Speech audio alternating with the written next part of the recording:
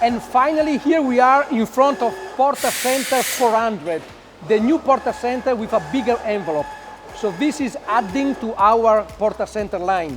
So now let's dive into the characteristics that are different from the PORTACENTER 250 that is our best-selling machine.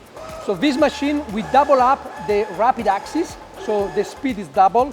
We double up the acceleration of the axis, and we double up the RPM of the spindles. Not only that, we cut in half the tool change time.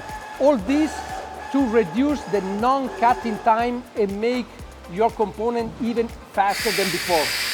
So this configuration also has 120 tools. Each spindle has a vibration sensor to protect your spindle.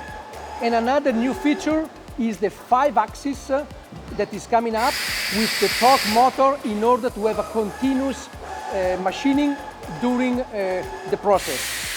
So all this in 50 square meter, very compact, including chip conveyor, high pressure, electrical cabinet, is the best in the category. So the machine is ready. Call up your technical tutor to set up a test with your components and check out the result of this technology.